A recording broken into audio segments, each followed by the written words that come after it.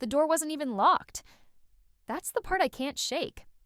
I twisted the handle, nudged it open with my hip because my arms were full of groceries, and the world stopped. Clothes scattered on the floor, sheets knotted, Julian's body half turned, Amber's hair spilling across my pillow. The sound cut out like someone had hit mute on life itself. No car horns outside, no hum of the fridge, just the violent thud of my heartbeat in my ears, each one so loud I thought I'd shatter.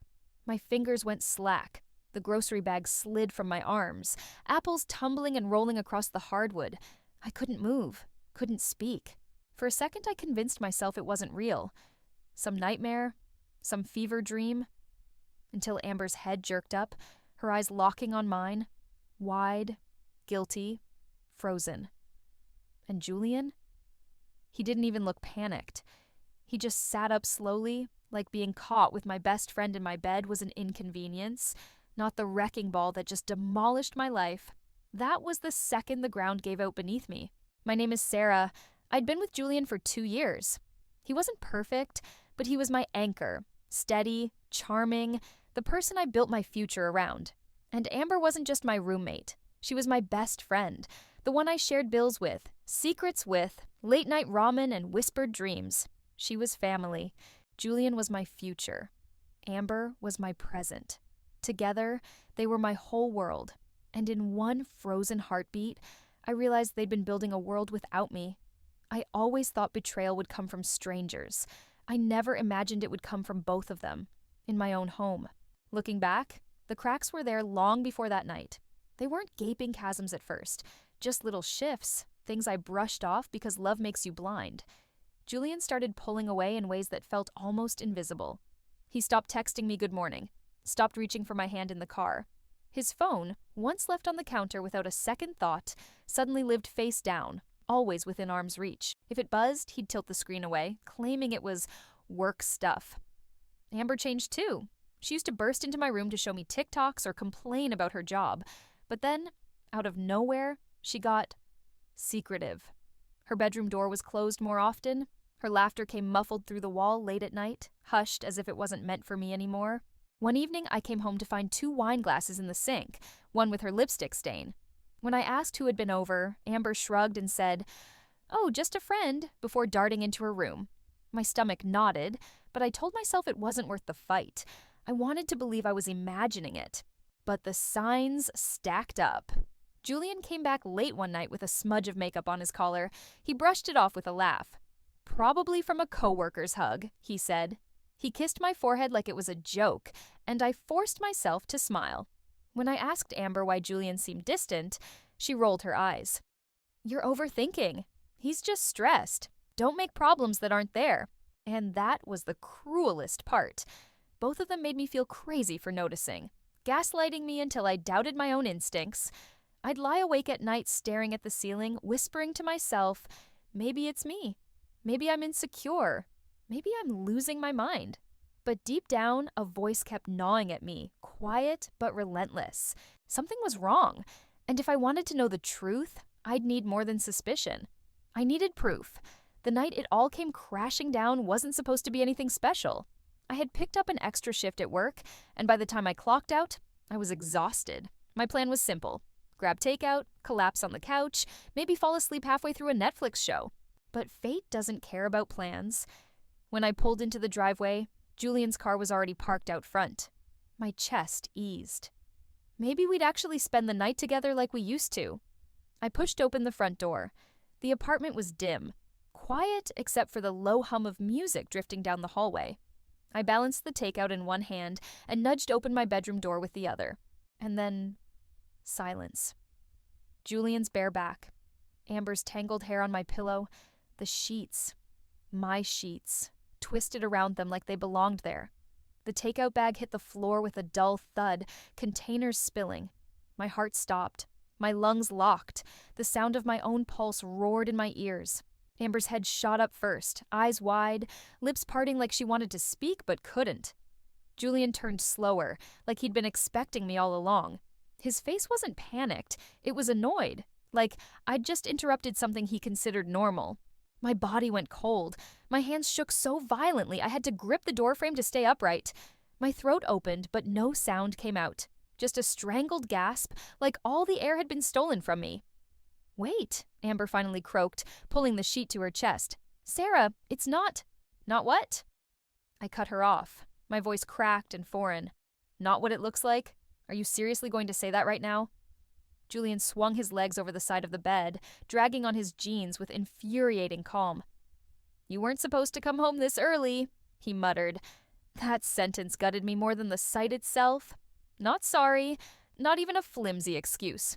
Just irritation that I'd ruined their night. I stumbled back into the hallway, the walls spinning around me. I couldn't scream. I couldn't cry. My body went numb as I bolted out the door, keys shaking in my hand. And as I sat in my car, gripping the wheel with white knuckles, the truth sank in like poison.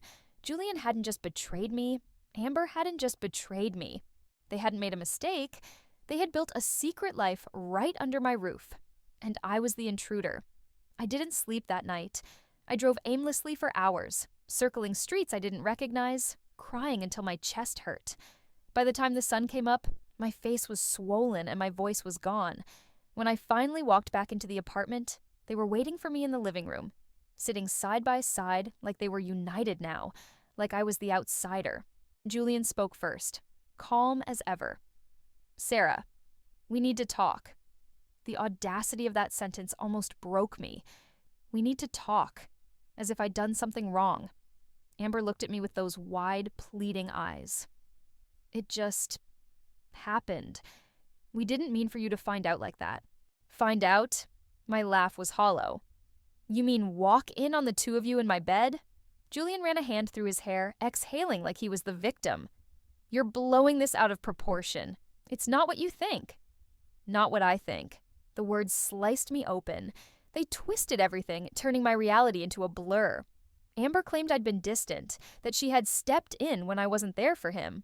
Julian said I'd been too wrapped up in work, too distracted, too suspicious.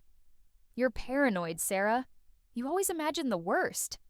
I wanted to scream, to throw something. But the weight of their words pressed down until I almost believed them. Maybe I was paranoid. Maybe this really was my fault. The worst part? When I told a mutual friend, she hesitated, then said, "Are you sure? Julian told us you two had broken up already, that Amber was just helping him through it." My mouth went dry. They weren't just betraying me, they were rewriting me out of my own story. But I wasn't crazy. I was right. And if they were going to erase me, I'd make sure the truth was carved into stone. I started saving everything. Texts, receipts, screenshots, because I wasn't going to walk away quietly. I was going to expose them. It didn't take long before the weight of silence became unbearable. Every time I walked into the apartment, I felt like a stranger in my own home. Amber's laughter spilling from the kitchen, Julian's shoes by the door, the two of them living openly as if I was the intruder. But I wasn't powerless anymore. I had proof. Screenshots of late-night texts, receipts for dinners Julian claimed were work events, even a photo of the two of them from his phone that he'd forgotten to delete from our shared cloud.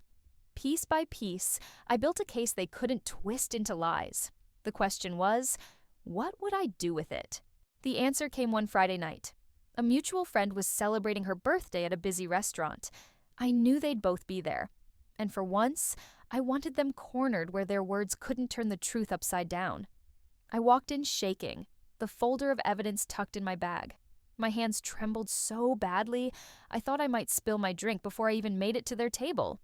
But when I saw them, Julian's hand draped over Amber's chair, his smug little smile, I found my voice. I stepped right up to them. "Funny," I said, placing the printed receipts on the table. "You told me you were working late this night." Then I slid the screenshots across the table. "And this night." Julian's smirk faltered, but he still tried. "She's obsessed. She can't let go." I turned to Amber, my voice steady. "If I'm obsessed, then why did he text me while he was with you?" Her face drained of color. And that's when it happened. Instead of turning on me, Amber turned on him. "How long?" she demanded, her voice trembling. "How long have you been stringing both of us along?" For the first time, Julian looked cornered. And for the first time, I wasn't the one who seemed crazy. Julian's mask cracked. He opened his mouth, but no words came. Just stutters, half excuses that collapsed before they left his lips. Amber kept pressing, her voice rising above the clatter of silverware and birthday chatter around us. How long, Julian? Tell me the truth for once in your life. I thought that was the breaking point. But then the universe twisted the knife. Because just as he reached for Amber's hand, another woman appeared at the table. A girl I didn't know. Nervous, clutching her phone like it was a shield. She froze when she saw him, then whispered, "Julian, what the hell is going on?" The entire table went silent. Amber's head snapped toward him. I just stared. Julian's face drained of color. The new girl's voice cracked as she looked at us, then back at him. "You told me you weren't seeing anyone, that she pointed at me, was some crazy ex who wouldn't leave you alone." The air in the room shifted. Diners turned their heads. A ripple of whispers spread. Amber shoved her chair back, tears in her eyes. I felt something I hadn't in months. Clarity.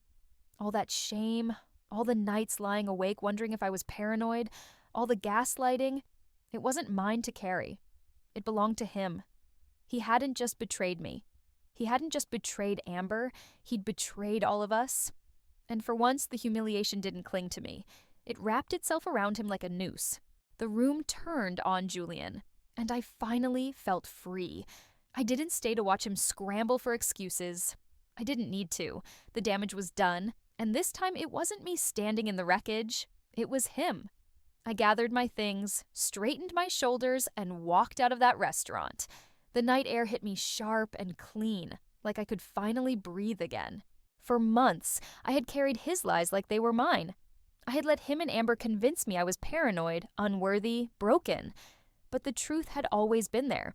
And once it spilt into the open, there was no putting it back. Exposing him wasn't about revenge. It wasn't about humiliating him in front of Amber or the other woman. It was about reclaiming my reality, the one he tried so hard to twist into something unrecognizable. He tried to make me feel like I was invisible, like I was just a jealous ghost in the corner of his perfect life.